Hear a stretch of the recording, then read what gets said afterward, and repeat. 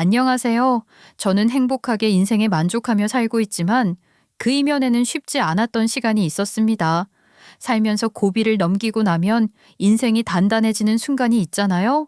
저도 그런 순간들을 지나 지금의 자리에 오게 된 것 같다고 생각해요. 인생은 폭풍을 피하는 법을 배우는 게 아니라 빗속에서 춤추는 법을 배우는 것이라는 말이 와닿더라고요. 혹시 여러분도 한 번쯤 세상이 무너지는 것 같은 경험을 해보신 적 있으신가요? 저는 그런 순간들이 몇 번이나 있었고 아픔을 참고 일어서야만 했어요. 그럴 때마다 그냥 주저앉고 싶었지만 묘하게도 그 힘든 시간들이 지금의 저를 만들었다는 생각이 드네요. 저와 비슷한 경험을 겪으신 분들에게 위로가 될 수 있다면 좋겠다는 마음으로 사연을 시작해 보려고 하는데요. 여러분도 이 이야기를 통해 조금이라도 공감하거나 힘을 얻으셨으면 좋겠어요. 저는 40대 초반이고 헤어 디자이너로 근무하고 있는 평범한 여자입니다. 겉으로는 웃고 떠들며 지내지만 사실 속으론 이런저런 생각이 많은데요. 누구나 인생을 살아가는 게 복잡한 법이라고들 하지만 가끔 제 이야기를 들려주면 진짜 드라마 같다는 말을 많이 듣곤 해요. 그럴 땐 제 인생이 유난히 롤러코스터 같기는 했나 보다 싶기도 하죠. 저는 어릴 때부터 일반적인 가정에서 자라지는 않았던 것 같습니다. 어릴 적 아빠는 집에 가끔 오셨어요. 그런데 그때마다 분위기가 반갑고 들뜬 느낌이 아니었고 항상 어색하더라고요. 저도 이상하게 아빠에게 낯가렸어요. 그러다가 한 번은 아빠가 저를 데리고 어디 간다며 차에 태우셨습니다. 저는 아빠와 둘이 있는 게 겸언쩍으면서도 어디 나들이 간다는 게 설렜던 것 같아요. 다른 친구들은 주말에 아빠랑 놀러 다니는 게 너무 부러웠거든요. 신나서 어디 가냐고 물었더니 아빠는 대충 놀러 가는 거라고 얼버무리셨어요. 그렇게 도착한 곳은 놀이공원이었는데요. 제가 차에서 내리면서 신나는 마음을 감추지 못하고 소리 질렀던 기억이 나네요. 처음엔 즐겁게 돌아다니며 놀이기구도 타고 솜사탕도 사 먹으면서 정말 좋은 시간인 줄 알았어요. 아빠가 자주 시간을 못 내니까 저한테 미안해하면서 행복한 추억을 만들어 주시는 줄 알았죠. 그런데 문제는 함께 온 여자가 있었던 거예요. 귀여운 곰돌이 머리띠를 사고 나서 뒤를 돌았는데 아빠랑 같이 있더라고요. 아빠는 그냥 아빠 친구라며 그 여자를 소개했는데 어렸던 저는 그게 무슨 뜻인지 알 리가 없었죠. 그 여자는 계속 저에게 상냥하게 잘해주면서 뭘 먹어보고 싶은 게 있냐, 뭘 같이 타고 싶냐면서 친한 척 했어요. 평소라면 예쁜 언니가 잘해주는 게 너무 좋았겠지만 저는 뭔가 이상하다는 느낌을 지울 수 없었습니다. 아무리 어린아이라도 감이라는 게 있었던 걸까요?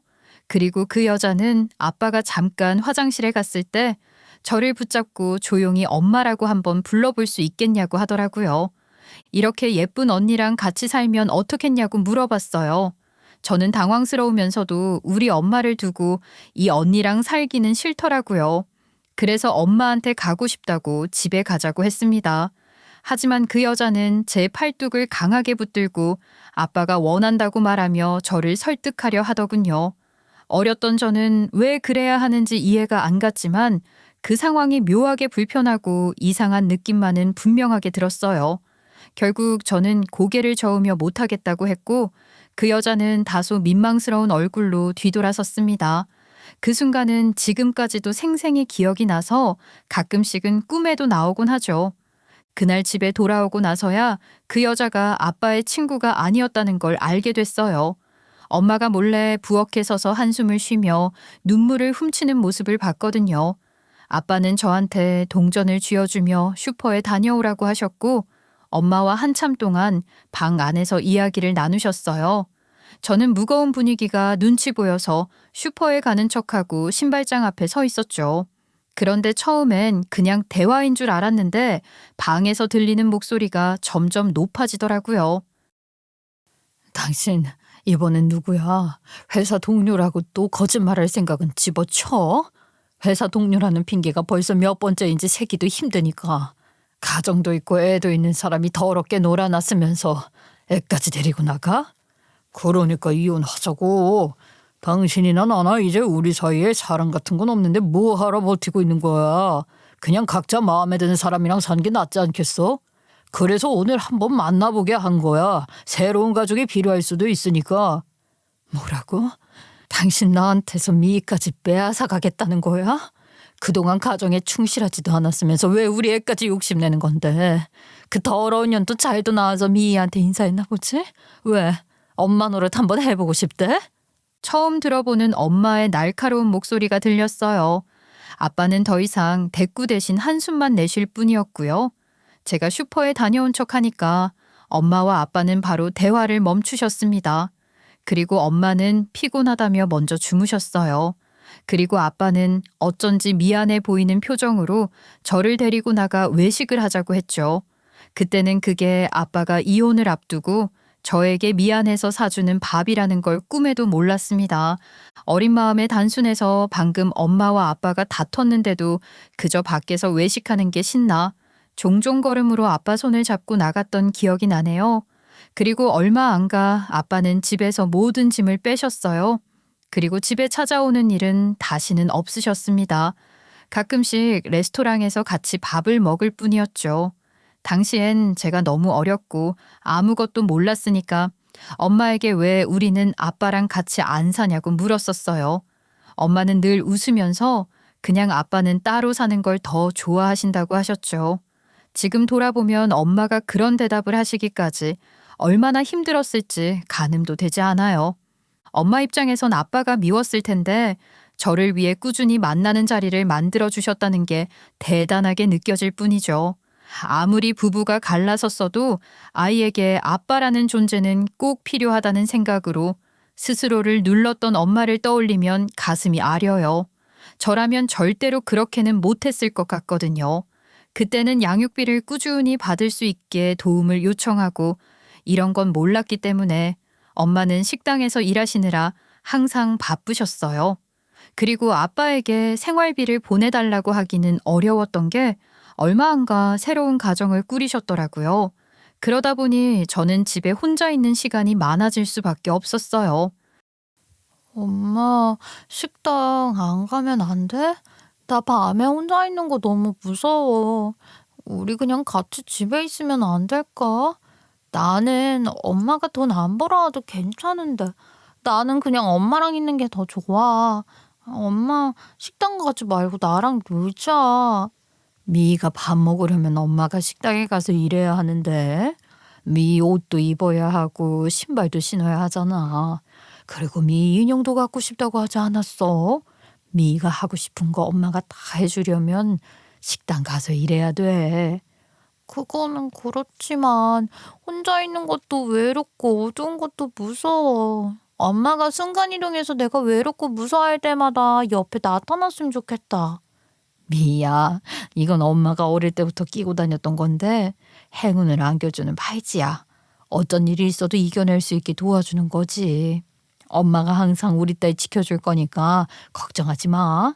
이 팔찌가 여태까지 엄마를 지켜줬으니까 이제 우리 딸도 잘 지켜줄 거야. 그 말을 듣는데 눈물이 터져 나오는 걸 참을 수 없더라고요. 그런데 팔찌가 정말로 행운을 가져다 줬는지는 몰라도 그 순간부터는 겁도 덜 나고 조금씩 씩씩해지는 저를 느낄 수 있었습니다. 저는 더 이상 혼자 있는 걸 외로워하지도 않고 무서워하지도 않게 된 거예요. 그러던 어느 날 아침에 학교를 갔다가 집에 돌아오니 엄마가 돌아가셨다는 이야기가 저를 기다리고 있었어요. 뺑소니 사고였다는데 세상이 무너지는 것 같더라고요. 다행히 엄마가 사이좋게 잘 지내셨던 동네 어른들의 도움으로 장례식은 치를 수 있었는데요. 이제 엄마가 없으니 저 혼자 뭘 어떻게 해야 하나 싶어 막막함이 밀려올 뿐이었습니다. 제대로 슬퍼할 겨를도 없었던 것 같아요. 그런데 하늘이 무너져도 솟아날 구멍은 있다고 엄마가 일하시던 식당 사장 아저씨가 저를 거둬주시겠다고 찾아오셨어요. 저희 엄마가 정말 좋은 사람이었다면서 제가 이렇게 혼자 되는 걸 두고 볼 순 없다고 하시더라고요. 덕분에 저는 의식주 걱정을 덜 수 있었습니다. 하지만 식당 아줌마는 처음부터 저를 탐탁지 않게 여기셨어요. 그 집에서 밥을 먹는 자리만 봐도 알 수 있었죠. 식당 아들은 커다란 식탁에서 제대로 차린 밥을 먹는데 저는 구석에 소반 하나 놓고 앉아서 김치랑 밥만 보리차에 말아먹곤 했거든요. 사실 눈칫밥을 먹는 거나 다름 없었던 것 같아요. 굶지 않고 잘 곳이 있다는 것만으로도 감사하게 생각했지만 이런 상황이 매일같이 반복되니 저도 서러움을 느끼지 않을 수 없더라고요. 식당 아줌마가 간사하고 치사했던 게 항상 식당 아저씨 앞에서는 저를 마치 친딸처럼 대하는 척 했거든요. 제 이름을 다정하게 부르고 이 반찬 맛있지 않냐는 식으로 겉으로는 정말 살가운 엄마 같은 모습을 보였지만 식당 아저씨가 집을 나가기만 하면 태도가 돌변하더라고요. 설거지를 하고 있으면 조용히 다가와 작은 목소리로 구박을 하며 비난을 퍼부었죠. 아유, 너 설거지 그딴 식으로 할 거면 차라리 하지 마라. 도대체 왜 손이 그렇게 느리니? 네 엄마가 빠릿빠릿하고 눈치도 좋아서 너도 그럴 줄 알았는데 아유, 영 아니구나. 어쩌다가 이런 걸 떠맡게 됐는지. 아휴. 아줌마 죄송해요. 물이 너무 차가우니까 손이 시려서 감각이 무뎌지는 것 같아요. 다음부터는 더 빨리 할게요. 설거지 시작한 지 얼마 안 돼서 그런가 봐요. 계속 하다 보면 속도도 빨라질 거예요. 열심히 할게요. 어머머, 얘 봐라. 너 지금 내가 찬물에 설거지 시킨다고 눈치를 주는 거지? 아직 어리다고 생각했더니 벌써 사람 속을 긁는 것 좀 보게. 너 진짜 무서운 애구나. 검은 머리 짐승은 키우는 거 아니라는데 어휴, 겁나네. 아줌마의 이런 말투와 태도는 매번 바뀌어서 저를 당황스럽고 마음을 무겁게 만들었지만 그저 참아내는 수밖에 없었습니다. 식당 아저씨는 배달이나 식자재를 받으러 바깥을 다니는 일이 많았기 때문에 자연스럽게 아줌마와 같이 있는 시간이 더 길어질 수밖에 없었거든요.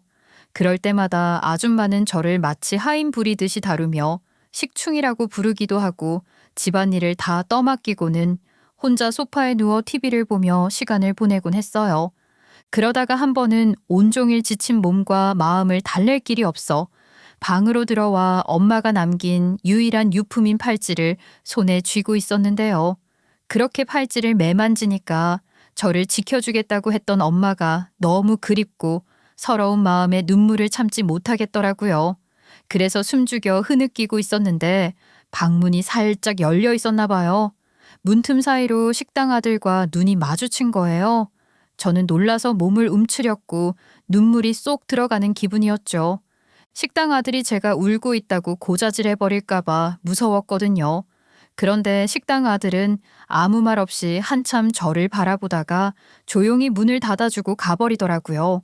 저녁 식사 시간이 되어서야 저는 무거운 마음으로 소반 앞에 앉았는데요. 밥 공기를 건네받았는데 이상하게도 평소보다 묘하게 무겁다는 느낌이 들더군요. 뭔가 이상하다고 생각하며 밥을 조금 파보니 그 밑에 고기가 숨겨져 있는 걸 발견했어요. 식당 아줌마가 이런 이벤트를 저에게 선사할 리 없으니까 이건 누군가 일부러 넣어준 거라는 걸 직감할 수 있었죠. 고개를 들어 식당 아들을 바라보았는데 아무렇지 않은 척 고개를 숙이고 밥을 먹고 있더라고요. 이거 너가 넣어준 거야? 언제 넣었어? 진짜 깜짝 놀랐네. 고마워. 나한테 이런 거 해줄 거라고 상상도 못했어. 맛있게 잘 먹을게. 고기 얼마 만에 먹어보는 건지 모르겠다. 쉿, 들키면 안 돼. 우리 어머니 아시면 난리 날걸. 앞으로도 얻어먹고 싶으면 비밀 잘 지키고 들키지 마. 내가 종종 어머니 몰래 맛있는 반찬 숨겨줄 테니까 특별히 좋아하는 거 있으면 미리 말해주던지. 왜 나한테 이런 걸 해줘? 너희 어머니가 알면 너도 혼날 텐데.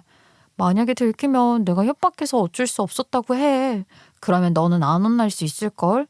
고마우니까 내가 대신 다 혼날게. 됐어. 혼나도 같이 혼나는 거지. 네가 왜 대신 혼나냐? 아까 네가 우는 거 보니까 마음이 좀 그렇더라. 아무튼 체하지 않게 천천히 먹어야 돼. 우리 아버지가 너 잘 챙겨주라고 했어. 식당 아들의 말투는 다정하지도 않고 그냥 담백하기만 했는데요. 이 세상 어떤 위로도 이렇게 감동적이진 않았을 거예요.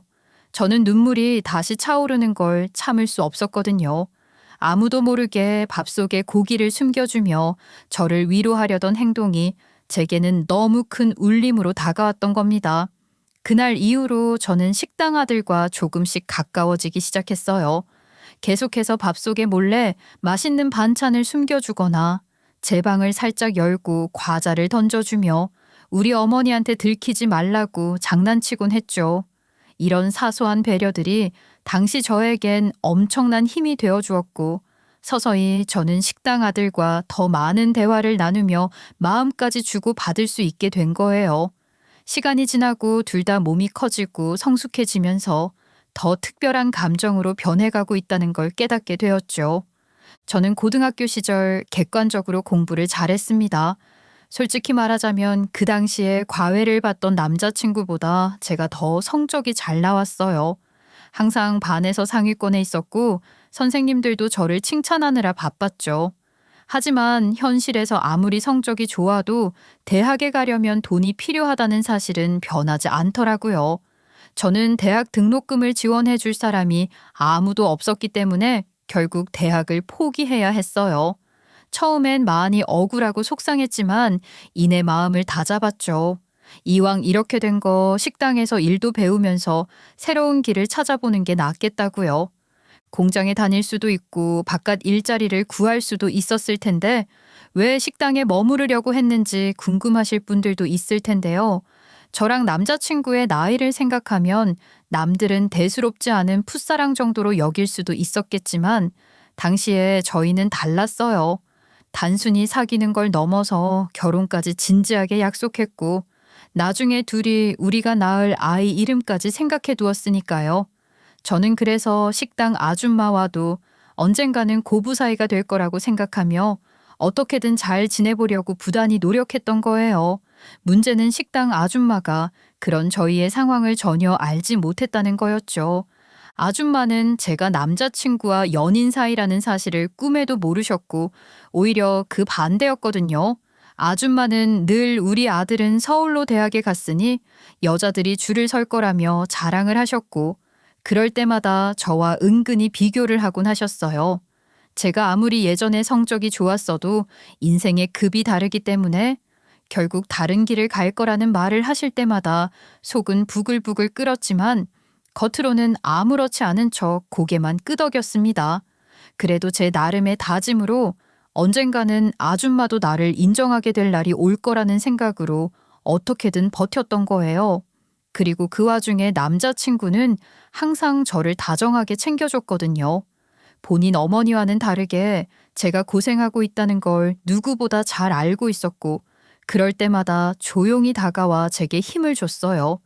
때로는 말없이 제 손에 간식을 쥐어주고 또 때로는 제가 주방에서 일하는 틈을 타 슬쩍 나타나 장난을 치며 웃게 만들어주기도 했어요. 너 오늘도 손님들한테 화냈지? 내가 다 봤거든. 너 화낼 때 표정 완전 무섭더라. 손님들 다 도망갈 기세였어. 나랑 결혼해도 그렇게 바가지 박박 긁을 건가? 야, 벌써 마음의 준비해둬야겠네. 아니거든. 내가 왜 화를 내? 진상 손님이 많아서 힘들었던 거지. 아침부터 고생해서 만든 건데 아이 머리카락 나왔다고 하잖아. 뻔히 염색된 머리카락이라 본인 것인데 말이야. 어디서 뒤집어 씌우려고. 너도 한번 해봐라. 너는 하루도 못 버틸걸. 알아. 그래서 내가 이거 사왔잖아. 네가 좋아하는 거 맞지? 나 진짜 힘내라고 사온 거다. 이거라도 먹고 좀 기운내. 나보다는 네가 우리 어머니 아버지 식당 물려받을 그릇이니까 나중에 네가 사장하고 내가 사장 남편으로 살아야겠다. 벌써 나한테 기대려고 하는 거야? 남편 먹여 살리려면 더 열심히 일 배워야겠네. 너는 손님 바글바글해서 나 힘들어할 때 어깨 주물러주는 역할 해. 지금부터 안마 연습 잘 해놓으라고. 남자친구가 있어서 저는 그나마 웃을 수 있었고 힘낼 수 있었던 것 같아요.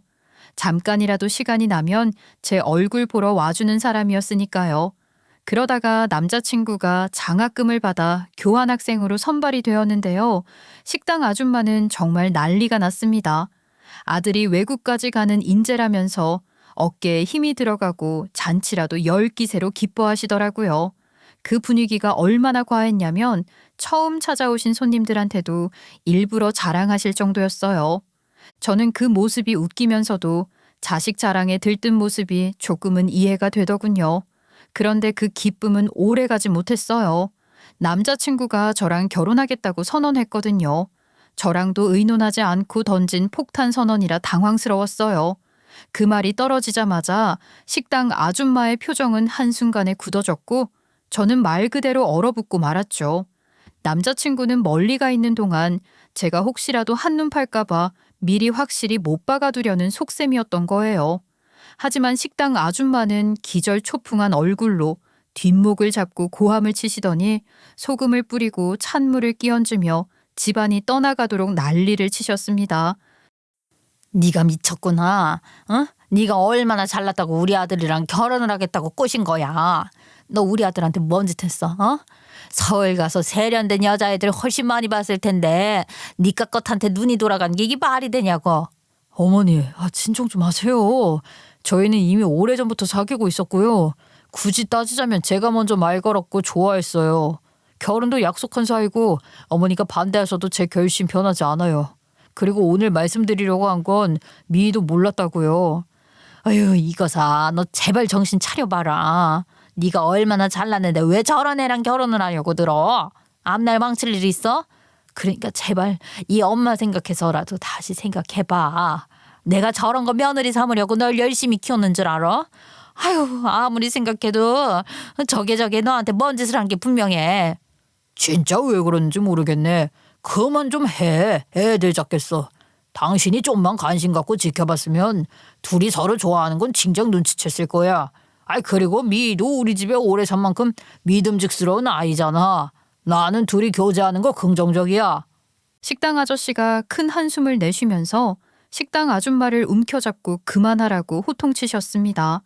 남자친구와 식당 아저씨는 워낙 식당 아줌마가 극성 맞다는 것을 알고 있기 때문에 서로 고개를 절레절레 흔들더라고요. 식당 아저씨는 저를 좋게 봐주셨기 때문에 남자친구가 저랑 결혼하고 싶어 하는 걸 찬성해 주셨어요. 남자친구는 기뻐하면서 저에게 교환학생을 갔다 온 뒤에 바로 결혼하자며 혼인신고부터 먼저 하자고 하더군요. 언제나 남자친구와 결혼해서 저에게도 다시 가족이 생기는 날을 기다리고 있었기 때문에 저는 고개를 끄덕일 수밖에 없었어요. 그런데 그때부터 시어머니의 태도는 더 차갑고 날카로워졌습니다. 쌀쌀맞던 말투는 기본이고 저를 향한 잔소리와 비난은 점점 더 심해진 거예요. 심지어는 등짝까지 때리면서 내 아들이 무슨 잘못을 해서 네가 덕을 보려고 하냐며 몰아세우는 일도 많아졌죠. 그래도 저는 묵묵히 최선을 다하면 언젠가 시어머니도 저를 인정해 주실 거라는 믿음 하나로 견뎠어요. 남편이 된 남자친구는 저에게 조금만 더 고생해달라고 부탁하며 자신이 돌아오면 바로 분가해서 나가 살자고 말했어요. 저는 남편이 애절하게 사정을 하니 믿고 따를 수밖에 없었고요. 사실 아직 돈도 없는 남편에게 혼자 살 집을 구해달라고 요구하기는 어려웠고 제가 식당에서 일하며 모은 돈도 많지 않았거든요. 그렇게 남편이 멀리 떠나고 나니까 잠깐도 만날 수 없게 되어 좀 외로웠는데요. 그래도 다행인 건 시아버지가 완전 제 편이셨다는 거예요.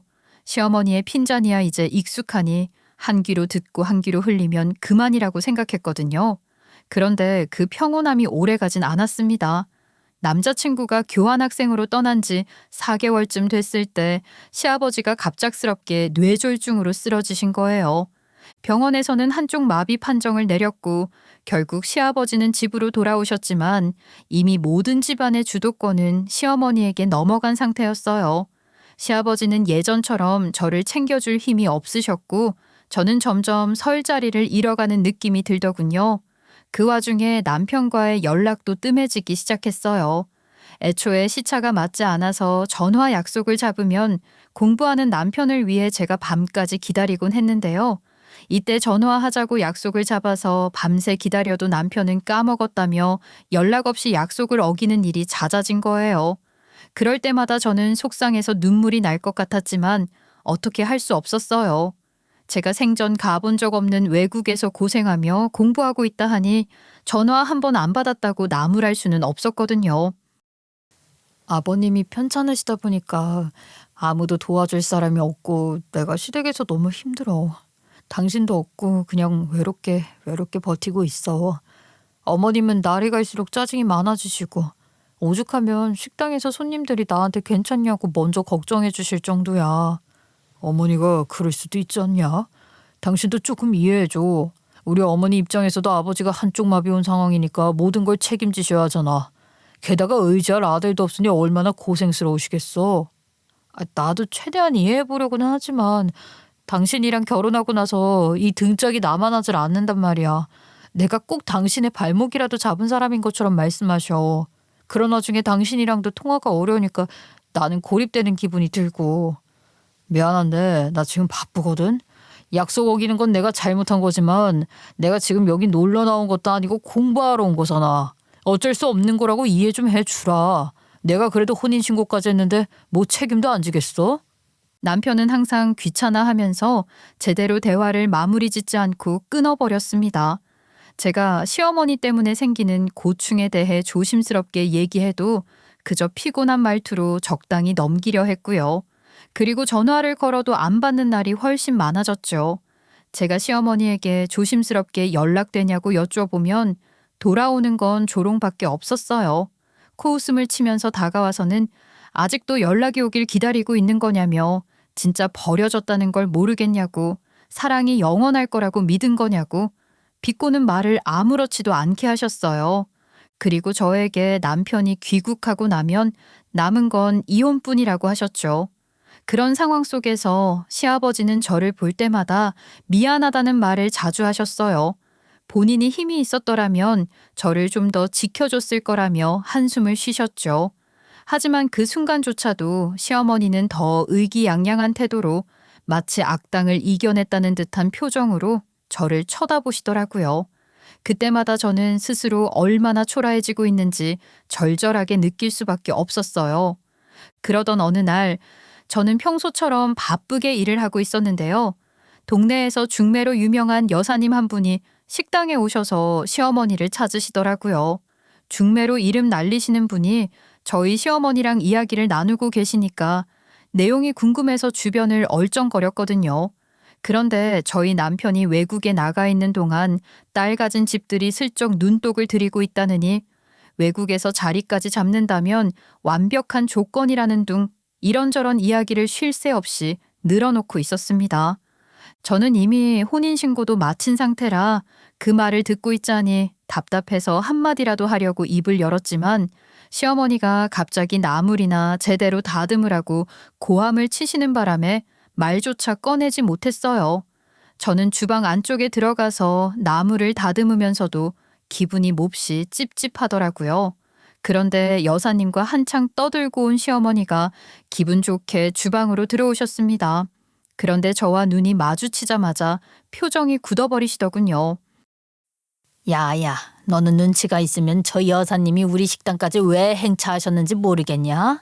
우리 아들은 더 좋은데 장가갈 수 있었는데 네가 그걸 망쳐놓은 상황이라고. 내가 얼마나 우리 아들을 위해서 길을 잘 닦아놨는데 네가 먹칠을 한 거잖아. 응? 걷어줬더니 은혜를 이따위로 갚어? 저희는 그냥 서로 사랑했을 뿐이에요. 사랑해서 한 결혼이면 축하해 주실 수도 있는 거 아닌가요? 어머님이 저를 부끄럽게 생각하시지만 저 어디 가서 부끄러울 행동한 적 없어요. 저 정말 노력하고 있는 거 아시잖아요. 너 같은 애가 우리 집안에 애초에 발을 내딛도록 놔두는 게 아니었어. 정말 내 인생이 이렇게 꼬일 줄 몰랐다. 너 아니었으면 우리 아들이 훨씬 더 잘 됐을 텐데 당장 이혼하겠다고 말해. 우리 아들이 너한테 미안해서 참고 있는 게 분명하니까 네가 먼저 말하라고. 아니요. 만약 이혼하게 되더라도 그건 저랑 그이가 서로 갈라서겠다고 마음먹었을 때 할 거고요. 어머님이 강요하신다고 제가 먼저 이혼하자고 하지는 않을 거예요. 어머님도 이제는 그냥 저를 인정해 주세요. 제가 시어머니의 뜻을 순순히 따라주지 않으니까 시어머니는 극대노하셨습니다. 연신 얼굴이 붉어지며 소리를 질렀고 주방 여기저기를 다니면서 뭔가를 집어 던질 기세로 분노를 터뜨리셨어요. 본인 아들이 왜 제 팔자를 감당해야 되느냐며 계속 저를 몰아붙이셨죠. 다른 식당 직원들도 그 광경에 아무 말도 못하고 얼어붙은 듯 구석에 멈춰 서 있을 정도였어요. 시어머니는 식탁 위에 놓인 물컵을 일부러 쏟아가며 당장 닦으라고 구박하셨습니다. 이 정도로 소란스러우면 손님들한테 컴플레인이 들어올 만도 한데 손님들조차 시어머니의 기세에 눌려서 다들 모르는 척 하시는 것 같았어요. 그런데 이날이 정말 바빴거든요. 저는 서빙에 집중해야 하는데 시어머니의 핍박까지 듣고 있으려니까 너무 정신이 없더라고요. 제가 제대로 반찬을 갖다 드리고 있는지 손님들 요청 잘 듣고 있는지 확신이 없을 정도였습니다. 주문이 밀려오는 탓에 주방과 홀을 수없이 오가야 했고 손님들 요구사항을 챙기느라 숨 돌릴 틈도 없었어요. 새로 들어온 접시를 치우기도 전에 다른 테이블에서 추가 주문이 들어오고 물을 가져다 달라는 요청까지 겹치니 그냥 말 그대로 혼미할 정도였죠. 그 와중에 시어머니는 계속 옆에 끈질기게 따라붙어서 독서를 퍼부으며 일도 제대로 못한다고 비난하셨고 저는 그 모든 걸 감내하며 최대한 일을 빨리 처리하려고 애를 썼어요. 그러다 보니 어느새 손에는 접시와 쟁반이 겹겹이 쌓였고 발걸음은 점점 더 빨라질 수밖에 없었던 것 같아요. 너무 서두르다 보니 땀도 나고 제 동작 하나하나가 조급해졌던 거죠. 결국 저는 움직이다가 스텝이 꼬이는 바람에 손님 발에 걸려 넘어지고 말았습니다. 게다가 몸이 엎어지면서 김치 국물이 손님 옷에 튀는 사고까지 났죠. 너무 놀라서 손님께 연신 고개를 숙이며 사과하고 있었는데 손님이 입도 떼기 전에 시어머니가 거의 날아오다시피 하더니 제 뺨을 때리셨어요. 이분이 어떤 분인지도 모르면서 네가 무슨 짓을 한 건지 아냐고 정말 창피해서 살 수가 없다고 하시며 호통을 치시더라고요. 그제야 저는 제가 실수한 손님이 소문으로만 듣던 분이라는 걸 알게 되었습니다. 부자로 유명한 노신사였는데 항상 사람들 없는 시간이나 가게 문 닫을 때만 오셔서 조용히 식사를 하고 가신다는 얘기만 들었거든요. 시어머니가 그분을 직접 대접해 오셨기 때문에 저는 한 번도 얼굴을 뵌 적이 없었는데 그날따라 특별히 사람들 있는 시간에 오셨던 거였죠. 시어머니는 노신사에게 연신 고개를 숙이며 회장님 어쩌면 좋으냐고 죄송해서 정말 어쩔 줄 모르겠다면서 호들갑을 떨었어요. 그 와중에 저는 넘어지면서 손목에서 빠져버린 팔찌를 찾으려고 바닥을 뒤지고 있었고요. 이 민폐덩어리야. 네가 지금 팔찌 찾고 있을 때야? 이분은 나한테 기인이나 다름없는 분인데 김치 국물 엎어놓고 싸구려 팔찌가 어디 갔나 궁금해. 제대로 무릎 꿇고 사과나 해. 어디서 못 배우기라도 한 거야. 사과는 계속 드렸어요. 그래도 기분이 풀리지 않으신다면 제가 돈이 많지는 않지만 세탁비라도 물어드리겠습니다. 진심으로 죄송해요. 제가 너무 정신이 없어서. 그리고 어머님, 싸구려 팔찌라고 하지 말아주세요. 제가 어머님께 사달라고 하는 것도 아니잖아요. 뭐야? 이따위 팔찌 가지고 나한테 눈을 부라리는 거야 지금? 내가 지금 얼마나 쪽팔린 줄 알아? 이분이 누군지 몰라서 그런 거지? 당장 무릎 꿇고 제대로 사과하지 못하겠어? 야, 그 팔찌가 그렇게 소중하면 내가 주워줄 테니까 당장 이따위 거 들고 너 나가버려. 알고 보니 팔찌는 시어머니가 밟고 계셨습니다. 시어머니는 발을 들어 올리더니 팔찌를 저에게 축구공 차듯 던지셨어요. 그러면서 다시 제 뺨을 때리려던 순간 노신사가 갑자기 제 앞에 서더니 시어머니의 손을 막으시더라고요. 그리고는 제 팔찌를 가리키며 진지한 표정으로 어디서 난 거냐고 물으셨어요. 저는 너무 당황해서 아무 말도 할 수 없었습니다. 노신사가 제 앞에 서신 순간 경호원들까지 들어와 저를 보호하듯 둘러쌌거든요. 상황이 너무 갑작스러워 정신을 차릴 수 없었고 시어머니도 노신사의 행동에 크게 당황한 기색이 역력했어요. 그런데 시어머니는 그 와중에도 저를 도둑 취급하며 이런 싸구려를 어디서 훔쳐왔길래 이렇게 난리냐고 정말 왜 이렇게 남의 집에 폐를 끼치고 사냐며 고함치시더라고요. 제가 시어머니의 기에 억눌려 노신사의 질문에 대답하지 못하니까 노신사는 시어머니에게 그 입 좀 다물어 보라고 호통치셨습니다. 시어머니는 놀라서 아무 말도 못하셨습니다. 그리고 저는 조심스럽게 이 팔찌가 돌아가신 엄마에게서 물려받은 행운의 팔찌라고 말씀드렸어요. 절대로 싸구려라고 비하당할 게 아니라고 울먹이면서 덧붙였고요. 그랬더니 노신사는 저를 다정하게 안아주시면서 눈물을 흘리셨어요. 그렇게 노신사는 그 팔찌에 얽힌 이야기를 나지막하게 들려주셨는데요. 알고 보니 우리 엄마는 정말 억세고 가혹한 삶을 살아오셨더라고요. 엄마가 어릴 때 할머니가 세상을 떠나셨고 증조부모는 할아버지가 새 출발하길 원해서 엄마를 자식이 없던 집으로 보내버리셨다더군요. 그런데 그 집에서도 엄마를 키우다가 임신을 하게 되니 또다시 엄마를 고아원으로 보내버렸다고 했습니다. 엄마는 어린 마음에 큰 상처를 수없이 받으면서도 본인이 언제나 지니고 있었다는 팔찌만은 소중하게 생각하셨던 거예요. 이 팔찌는 할머니가 직접 만드신 거라고 하더라고요. 엄마는 굴곡이 많은 인생을 사시면서도 결국 그 팔찌가 본인을 다치지 않게 지켜줬다고 생각하셨던 것 같아요. 그리고 엄마는 그 믿음으로 저에게도 이 팔찌가 지켜줄 거라며 소중히 간직하던 행운의 징표를 쥐어주셨던 거죠. 제 할아버지인 노신사는 엄마가 이미 돌아가셨다는 이야기를 듣고 깊이 마음 아파하시면서도 손녀인 저를 만날 수 있게 된 게 얼마나 다행인지 모르겠다며 눈물을 보이셨습니다. 그런데 저와 할아버지가 눈물로 이야기를 나누는 광경을 보고 있던 시어머니가 그 자리에서 태도를 완전히 바꾸더라고요. 원래부터 할아버지가 엄청난 재산을 가지고 계신다는 걸 알고 있었던 터라 그런 것 같았죠. 어머, 아유, 우리 며느리가 할아버지를 찾게 된 거야. 어머야, 너무 다행스럽다. 이 아이가 어릴 때 엄마 잃고 혼자 남은 게 너무 안쓰럽고 가여워서 제가 데려다 키웠거든요. 먹이고 입히고 돌봐주고 다 했어요, 제가. 제가 없었으면 이렇게 크지 못했을 겁니다. 지금 내가 눈앞에서 이 아이가 맞는 걸 봤는데 사과는커녕 그런 말을 할 때입니까? 정말 어이가 없군요. 손님들 다 보는 식당에서도 그렇게 핍박을 해대는데 이 아이가 자라오는 환경에서 얼마나 고통스럽게 했을지는 안 봐도 다 알겠습니다. 아유, 아니에요, 어르신. 오늘은 일이 좀 있어서 그랬을 뿐이에요. 제가 우리 며느리를 미워했으면 하나뿐인 외동아들이랑 결혼을 시키겠어요? 며느리로 제 자식 같으니까 결혼을 허락했던 거죠. 따지자면 이제부터 저랑 사돈지간이 되시겠네요. 그 입 다무세요. 당장 이 지옥 같은 곳에서 제 소녀 데리고 나갈 겁니다. 그리고 앞으로 내가 어떻게 복수할 건지 두고 보세요. 폭행죄도 당연히 물을 거고 이혼도 시킬 겁니다. 당신 때문에 이혼하는 거니까 위자료도 청구할 겁니다. 할아버지의 단호한 선언에 시어머니는 얼굴이 하얗게 질리더니 사색이 되어 말을 잇지 못했어요. 저는 할아버지 손에 이끌려 그 자리에서 나왔고 억눌려 있던 감정이 폭발한 것처럼 눈물이 멈추질 않더라고요. 그리고 할아버지네 집으로 가서 3시간 넘게 이야기를 나눴습니다.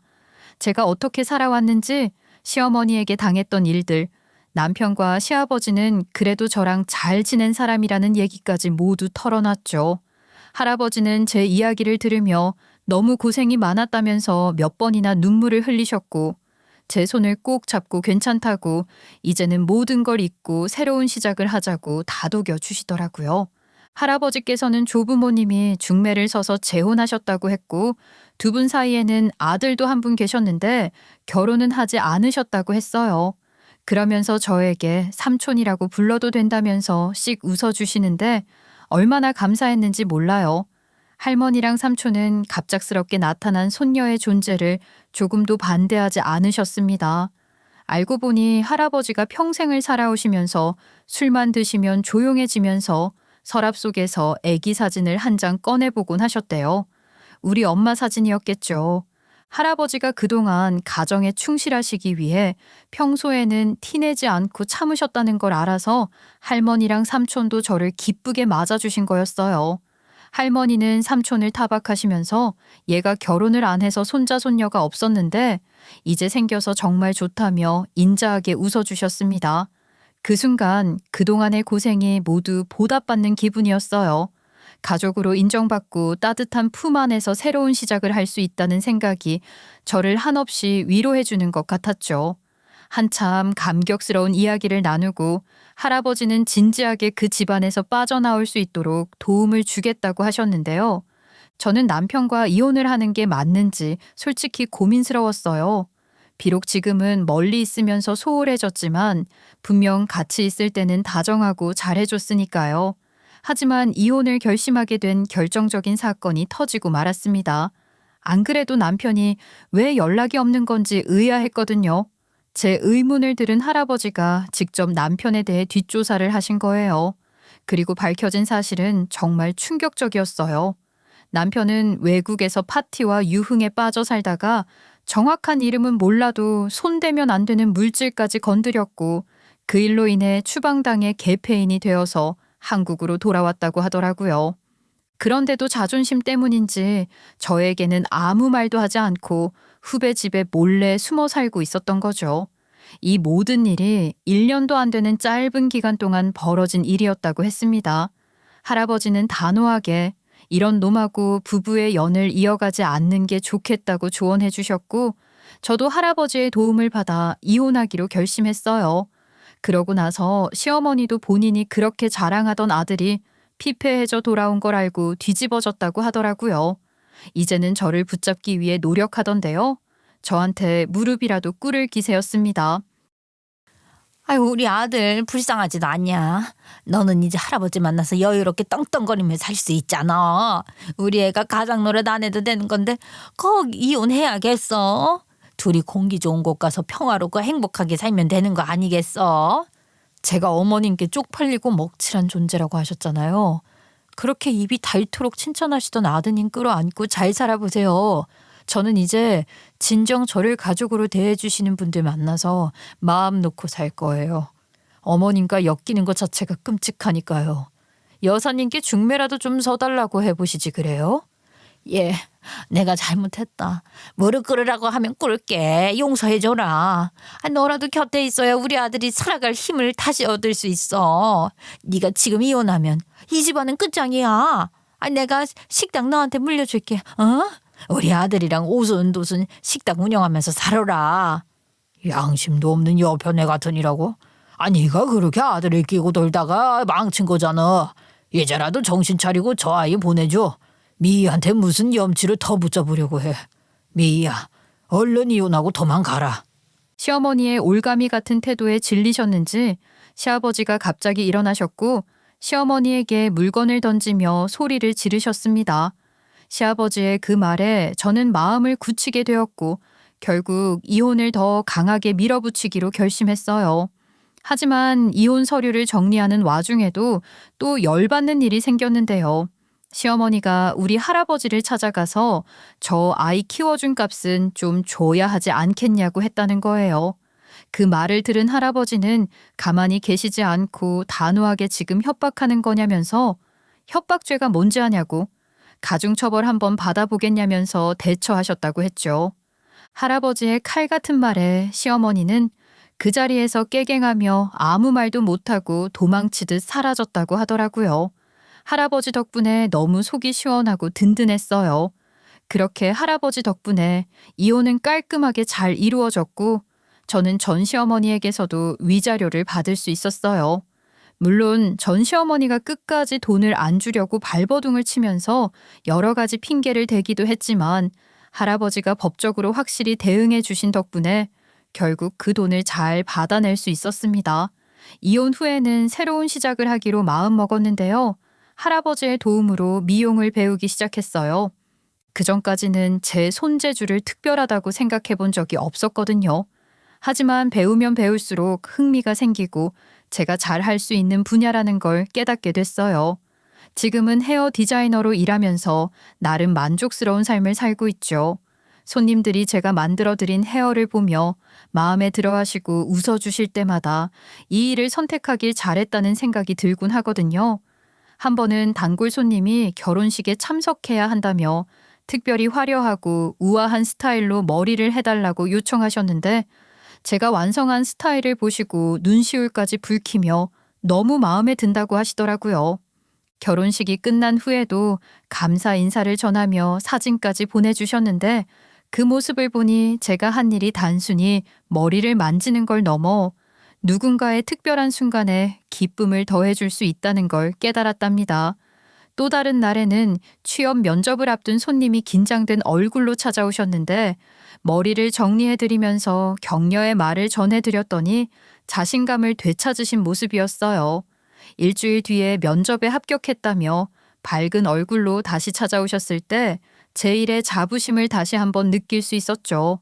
가족들도 제가 이렇게 행복하게 일을 다니는 걸 보고 진심으로 축하해 주셨고요.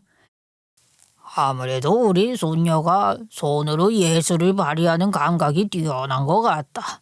그 전 시애미 것이 운영하던 식당 자리를 사서 거기에 미용실을 내주면 어떨까 싶기도 하구나. 이래야 복수가 완벽하게 끝내는 것 같지 않겠니?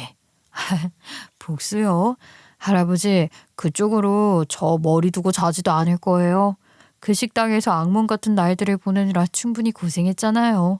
그냥 지금 있는 곳이 딱 좋아요. 이제 어떤 미련도 없고 제 인생 잘 살아가려고요. 그래라. 네 마음이 그렇다면 나도 더 이상 말하지 않을게.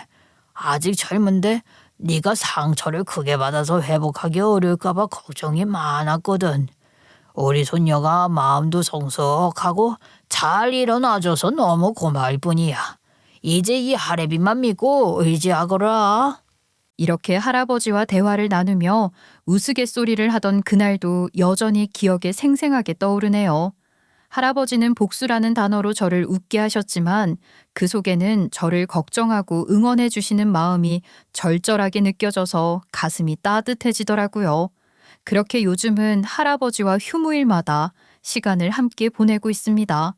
할머니와 삼촌도 저에게 시간을 내주시는데 가족과 함께하는 시간이 이렇게 소중하다는 걸 새삼 느끼고 있어요. 화투를 치면서 다들 저를 상대로 일부러 져주시곤 하는데 제가 이길 때마다 용돈까지 챙겨주시더라고요. 사실 이게 단순히 게임으로 인해 벌칙을 수행하시는 것 같아 보여도 전부 다 배려라는 걸 알아요. 사실 저는 할아버지의 핏줄인 건 맞지만 할아버지가 현재 이루고 계신 가정을 생각하면 남이잖아요.